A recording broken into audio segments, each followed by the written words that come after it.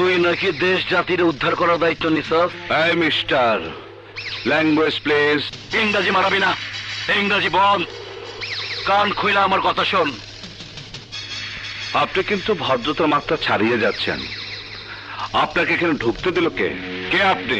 এই, আমার কোনোখানে ঢুকতে পারমিশন লাগে না। তুই আমার চিনস না? আমার চিনস না তুই?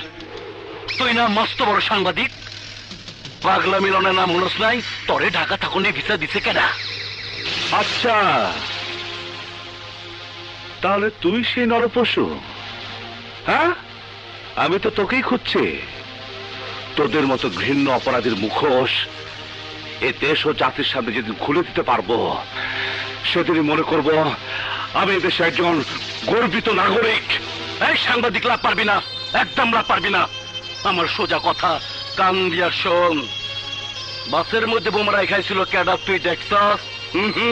তুই কিছুই দেহস নাই, কিছুই শোনস নাই। যদি এইটা নিয়ে বেশি বাড়াবাড়ি করস, তাইলে তোরে কিন্তু আমি ল্যাডা ব্যাডা কইরা দিমু। নাম পাগলা মিলন। এই! অনেক বড় মাস্টার তুই, হ্যাঁ? তোর চাক্কুর বহু ধার।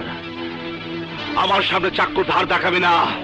ওইসব চাক্কু বাক্য আমি কেয়ার করি না। এদেশে 14 কোটি জনগণের সাহস আমার বুকে।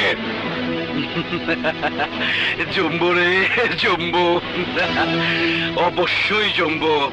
তোর লগে আমার খেলা জম্বো। আমার চাক্কু মেলা দিন খেইলা আরাম পায় না। তোর সাথে খেইলা বহুত আরাম পাইব। খালেদ ভাই, আপনি ওকে চেনেন? লজ্জা করেন এসব বলতে? এত ভীতু আপনারা? আপনাদের কারণে এইসব সন্ত্রাসীরা সমাজের প্রশ্রয় পায়। আপনাদের কারণে এরা এদেশে মাটিতে বুক টান করে হাঁটে। এই ধরনের একটা সন্ত্রাসী নির্বিঘ্নে অফিসে ঢুকে কি করে, হ্যাঁ?